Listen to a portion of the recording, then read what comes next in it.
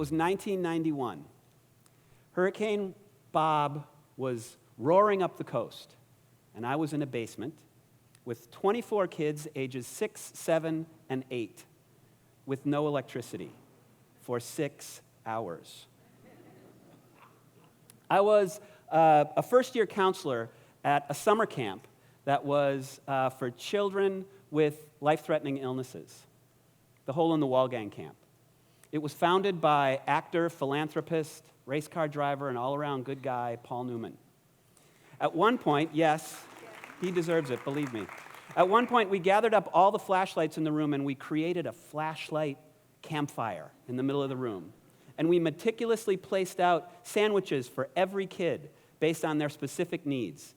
Some were peanut butter, some were jelly, peanut butter and jelly, some with crust, some no crust. You get the idea. One particular young man, his name was Quinn, he was 7, and someday I swore he was going to lead the country. He came to us with an idea. He had a bag full of styrofoam clown noses, and he said, "We need to put one of these in each one of the sandwiches." "Listen," he said, "we need them for the hurricane." Well, we negotiated, we talked about it, and we decided that perhaps the nose on the side of the sandwich might work as well as it would in. We agreed, and I have to tell you, you can write this down. A clown nose and a peanut butter jelly sandwich make for a hilarious lunch. And it does make a hurricane better. So we did our job. We kept them safe, and we kept them occupied as best as we could, and they did their job, and they kept us running around with our heads cut off for the entire 6 hours. But eventually, we came above ground, and we had a wonderful week at camp. At this point, I realized that this was a very resilient group of kids. Also, in the back of my mind, I realized many of them were going to be dying because of AIDS. Over the course of 30 years, I've gotten to know 2,000 kids, just like those first 24. And like any kid anywhere, some were shy, some were bold. Some were strong, some were thoughtful. But every one of them had to deal with this issue that was so misunderstood and so underfunded at that point. And there was so much stigma around it, even their families wouldn't talk to them about what they actually had. They were the leaders in the beginning. They were the ones that had to move us forward. They were the ones that had to push the envelope. And as I look back now, I see that they did that. They took us from a point where HIV and AIDS was a death sentence to where we are now. But I'm getting ahead of myself. Let's go back to the beginning, to the then. In 1981, the CDC published a report about 5 previously healthy gay men that mysteriously had this lung infection that was killing them, along with other random infections that seemed to indicate that their entire immune system was just shutting down. As soon as they published this report, the CDC was inundated with similar reports from across the country. Within 6 months, there were 270 confirmed cases of AIDS, and half of them had already died. At the same time, there was a similar circumstance that seemed to be happening with 23 infants. In 1989, the number of AIDS cases in the United States had risen to 100,000. By 1991, only 2 years later, AIDS was the leading cause of death for young men in the United States between the ages of 25 and 44. At the same time, the rate of birth for HIV-positive infants, or as we euphemistically called them back then, AIDS babies, was 2,000 per year. Back at the Hole in the Wall during the 90s, we were serving about 200 kids living with HIV every summer. Now, at most camps, the emergencies that you'll run into are a broken flip-flop, maybe a twisted ankle or a bee sting, or too much pudding at lunch. The Hole in the Wall, it was a little bit different. A fever could represent the potential onset of AIDS because a child wasn't taking their meds.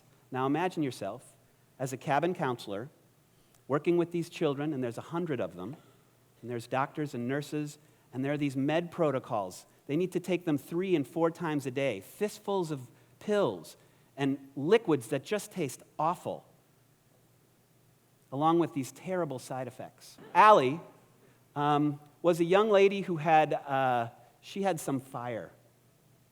I knew her for 3 years. Her medications changed so often over the course of those 3 years, I couldn't keep track of them. And they had these terrible side effects. When she was 9 years old, her torso and her legs were covered with sores. We would walk together to an activity hand in hand, and suddenly she would just collapse in pain. When she was 10, the psychiatric effects started to take hold. She would lash out for no reason because of fear or anger. By the time she was 11, she was wising up. She didn't want to take her meds anymore. She knew that they were hard to swallow. She knew that they made her feel sick. She knew that they made her feel sad. She also suspected that they were the cause of the sores inside of her mouth and down her throat that made it almost impossible for her to speak. Medical science was doing everything they could to save Allie's life, but let's be very clear. She was an experiment. She and many kids like her that had to suffer through this, they were the data that was allowing these brilliant researchers to come up with techniques that were going to save lives. Unfortunately, not on time for Allie. At that point, it seemed so hopeless. The cards seemed to be dealt to these kids. They would get sicker and sicker every year. We didn't know what to do. So I remember us having the cooks and the doctors and the social workers and the nurses, all of us, we would do everything we could every moment of the day to try and make it as magical as possible for these kids at camp. And it was mostly for them, but it was partly for us, because we needed to feel like we could do something.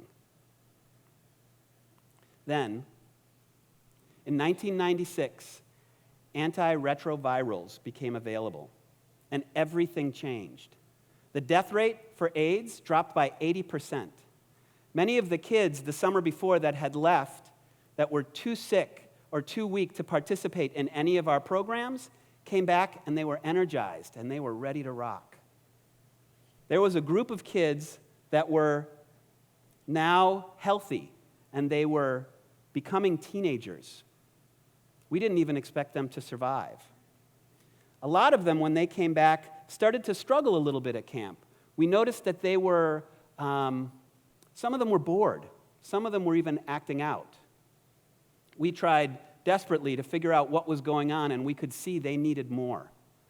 These kids, as they became teenagers, were thinking about the same thing that every teenager thinks about: sex, drugs, and rock and roll, and their careers, and school, and partnerships, and fitting in, and trying to create a unique identity for themselves as burgeoning adolescents.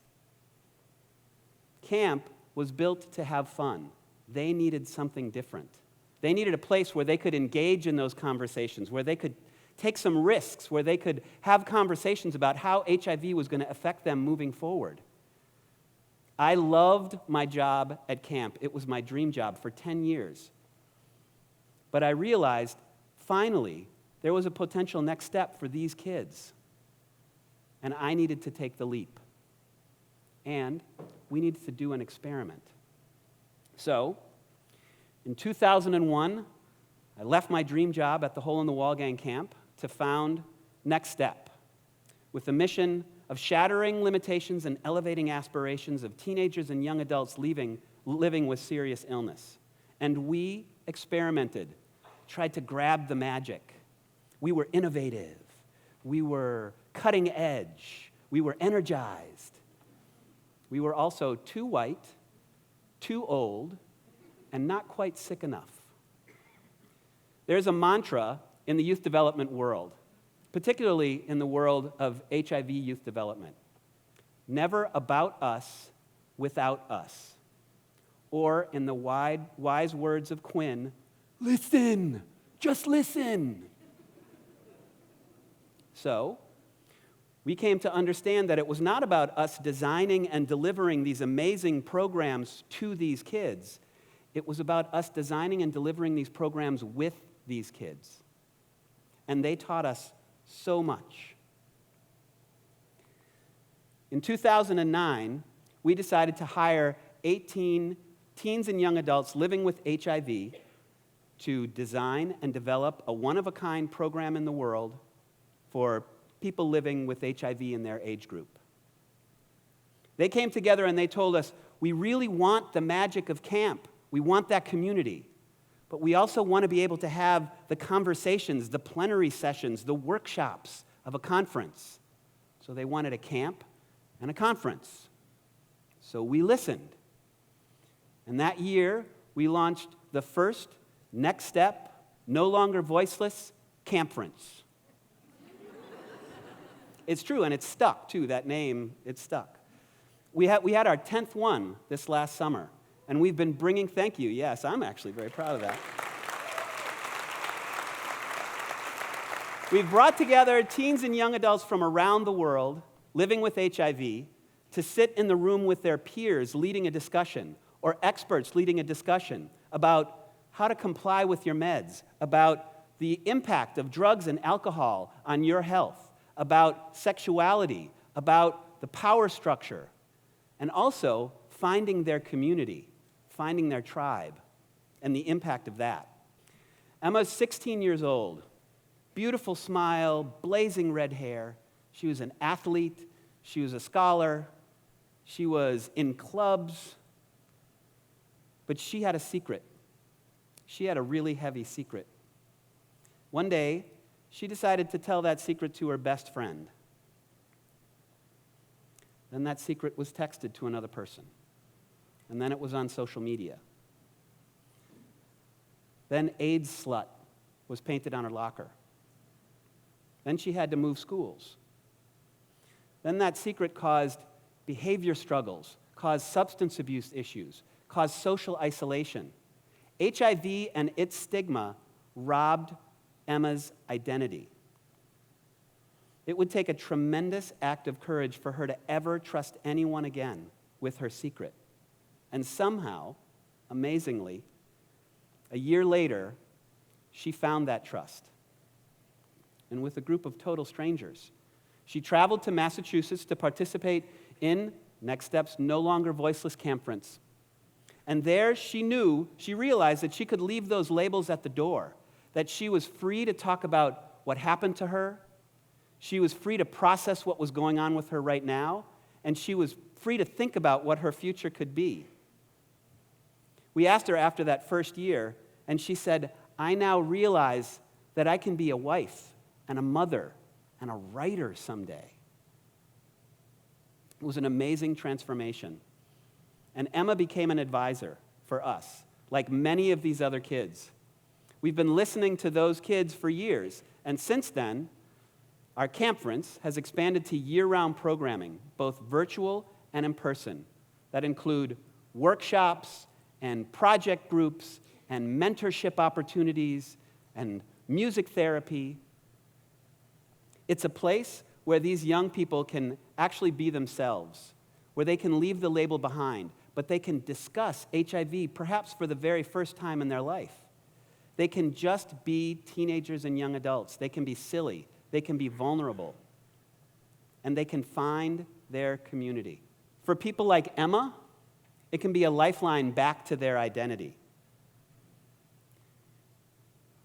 For young men like Monty, who struggled to take his meds regularly, it can be the inspiration that he needs to be able to stay healthy, to fully participate in his life.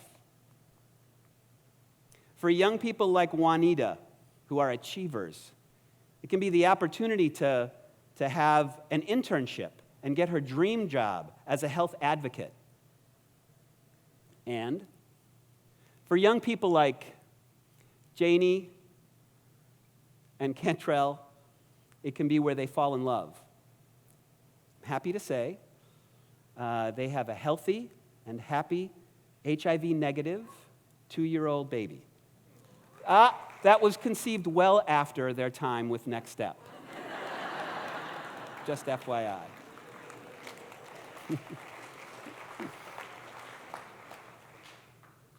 So that brings us to today. Then they were babies dying of AIDS. Then they were kids living with HIV.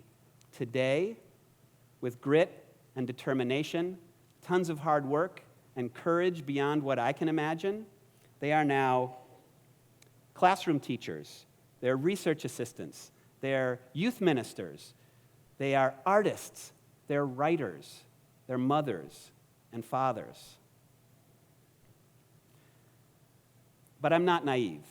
So then, in 1991, I was an optimist's optimist, most optimistic person you've ever met.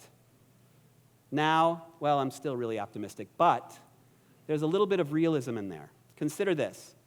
In the United States right now, there are 1.1 million people that are HIV positive, and 1 in 7 of them aren't aware of their status.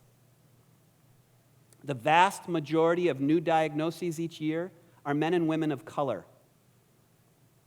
Over half of the new diagnoses are happening in the southern part, and particularly the rural southern part of the United States, with only about 30% of the population there. There are countries around the world that are 10 to 20 years behind where the United States is in providing services for people living with HIV and AIDS. And funding is going away. These battles were too hard fought. And there were so many victories. And there's a lot of heroes to thank for those victories. Researchers, advocates, politicians, cultural icons that have broken through some of the social and medical barriers and gotten us to where we are today. But I'm telling you that right beside them, and often leading the way, are these young people. These young people that I work with every single day. There are so many questions still remaining. Why is it that stigma still exists? Why can't I show the faces of these young people in this presentation? It's because of stigma. Why is it that resources aren't getting to our most needy population living with HIV and AIDS? Can we cure HIV?